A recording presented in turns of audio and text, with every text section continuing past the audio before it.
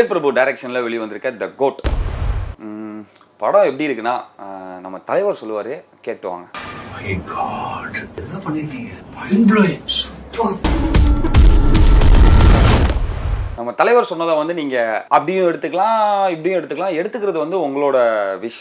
So வந்து படத்தோட one line என்னன்னா வந்து இது என்ன மாதிரியான கதை, என்ன மாதிரியான கான்செப்ட், இது என்ன எதை நோக்கி போகுது அப்படிங்கிறது வந்து சொல்கிறது நம்மளோட கடமை. நம்மளோட கடமையை வந்து நான் செஞ்சு முடிக்கிறேன். படத்தோட ஒன்லைன் என்னன்னா வந்து சாட்ஸ்னோடனே நீங்கள் சாட்ஸ் கப்பல் காலேஜ் அந்த மாதிரிலாம் நினைக்கூட. சாட்ஸுங்கிறது வந்து ராக்கு கீழே இந்தியன் ரா ஏஜென்சி இருக்குல்ல, சீக்ரெட் ஏஜென்சி இருக்குல்ல, அதுக்கு கீழே வேலை பார்க்கக்கூடிய ஒரு சீக்ரெட்டான ஒரு டீம். சாட்ஸ் அப்படின்ற அந்த ராக்கு கீழே வேலை பார்க்கக்கூடிய அந்த ஒரு சீக்ரெட் ஏஜென்ட்டாக வந்து நம்ம 4 ஹீரோஸ் இருக்காங்க. இதில் வந்து யார் யாரெல்லாம் இருக்காங்க அப்படின்னு பார்த்தீங்கன்னா வந்து நம்ம தளபதி விஜய் இருக்காரு, அது போக வந்து பிரசாந்த், அஜ்மல் அமீர், அப்புறம் வந்து நம்ம பிரபுதேவா, இவங்கெல்லாம் வந்து ஒரு மிஷினுக்காக வந்து கென்யாவுக்கு போகிறாங்க. 2008 போகிறாங்க. அந்த மிஷினுக்கு போகும்போது வந்து ஒரு மிகப்பெரிய ஒரு டெரரிஸ்ட்டை வந்து பிடிக்கிறதுக்காக போகிறாங்க.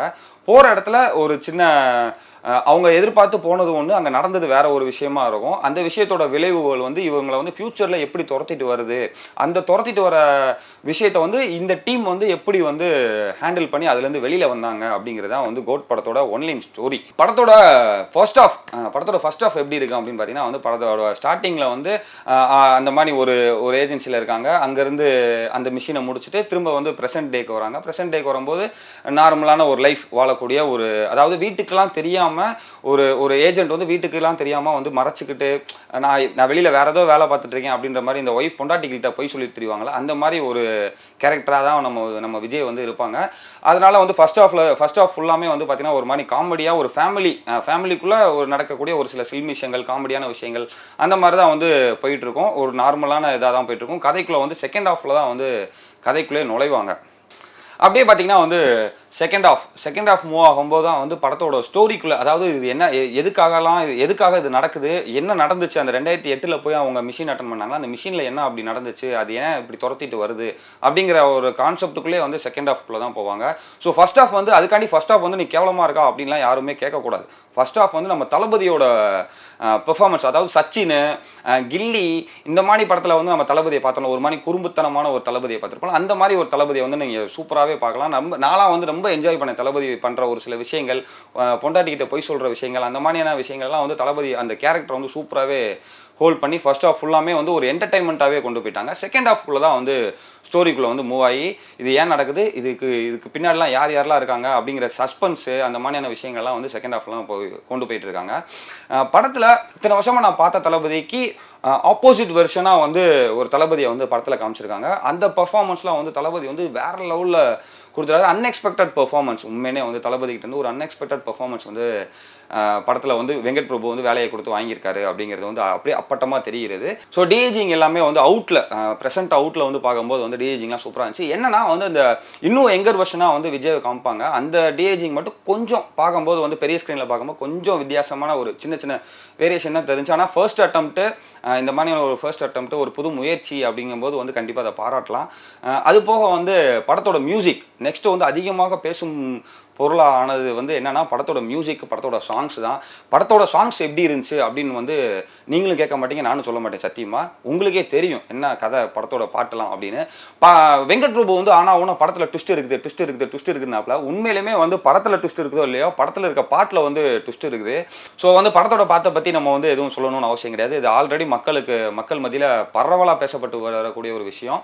படத்தில் வந்து பேக்ரவுண்ட் ஸ்கோர் அப்படின்னு எடுத்துக்கிட்டிங்கன்னா வந்து இளையராஜா தன்னோட தந்தை அப்படிங்கிற அதை வந்து பயன்படுத்திட்டாங்களோ அப்படின்ற மாதிரி. ஏன்னா வேற படத்தில் போனோம்னா டக்குன்னு காப்பி ரைட்ஸ் அது இதுன்னு பஞ்சாயத்து கூட்டு வந்துருவாங்க. இங்கே வந்து அதெல்லாம் கிடையாது, இஷ்டத்துக்கு போடு, பூரா பழைய பாட்டை தூக்கி போடு அப்படின்னு சொல்லிட்டு உண்மையிலேயுமே சொல்கிறேன். அந்த பழைய பாட்டில் இருந்து ஒரு மாடர்ன் வெர்ஷன், ஒரு டிஜே வெர்ஷன் வந்து யூஸ் பண்ணியிருக்காங்க. அதெல்லாம் சூப்பராகவே இருந்துச்சு. மொத்த படத்திலே வந்து ஹைப் ஏற்றுற மாதிரி ஒரு 2 சீனில் வந்து பிஜிஎம் வந்து அவ்வளோ சூப்பராக இருக்கும். மொத்த படத்துலேயே அந்த 2 இடத்துல வந்து ரொம்ப, அதாவது மொத்த படத்துலேயே நல்லா இல்லைன்ற மாதிரி நான் சொல்ல வரல, அந்த 2 இடத்துல ரொம்ப நல்லா இருக்கும் அப்படின்னு நான் சொல்ல வரேன். அதுதான், வேற ஒன்றும் கிடையாது. அந்த இடத்துல பிஜிஎம்ஸ்லாம் வந்து அந்த பிளேஸ்மெண்ட் வந்து சூப்பராகவே இருந்துச்சு. அந்த சீனுக்கு அந்த பிஜிஎமுக்கும் பார்க்கும்போது வந்து தளபதி அப்படின்ற மாதிரி 2 சீனில் இருந்துச்சு.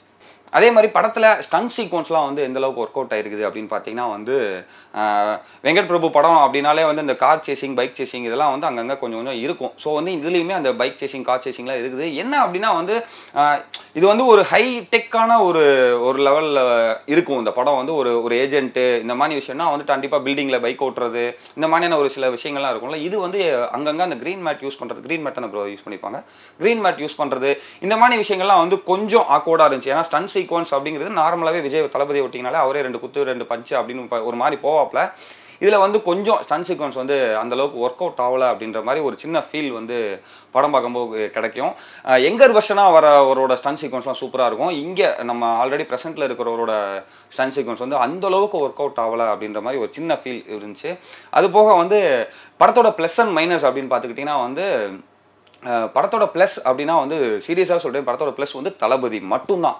ஏன்னா வந்து தளபதியோட பெர்ஃபார்மன்ஸ் அப்படிங்கிறது வந்து ஒரு ஒரு ஒரு காமெடி ஜானருக்கும் சரி, ஒரு ரொம்ப சீரியஸான ஒரு விஷயத்துக்கும் சரி, ரொம்ப ஈவிலான ஒரு விஷயம் பண்ணுறாரு அப்படின்னாலும் சரி, எல்லாத்துக்குமே அவரோட பெர்ஃபார்மன்ஸ் வந்து ஹோல்ட் பண்ணுச்சு. உண்மையிலே வந்து தளபதியோட பெர்ஃபார்மன்ஸ் கோட் படத்தோட மொத்த சீனையுமே வந்து ஹோல்ட் பண்ணியிருக்கு அப்படின்னு சொல்லலாம். ஏன்னா அந்தளவுக்கு ரொம்ப க்யூட்டான பெர்ஃபார்மன்ஸையும் கொடுத்துட்டாரு, ரொம்ப ரகடான பெர்ஃபார்மன்ஸையுமே கொடுத்துட்டாரு. இது வந்து படத்தோட ஒரு மிகப்பெரிய ப்ளஸ். அதே மாதிரி படத்தில் ட்விஸ்ட்டு அப்படின்னு வந்து பார்த்தீங்கன்னா வந்து படத்தில் ட்விஸ்ட்டுன்றதை விட எனக்கு தெரிஞ்சு விபி கொடுத்த இன்டர்வியூவில் தான் பல ட்விஸ்ட்டு அவர் கொடுத்துருக்காப்புல.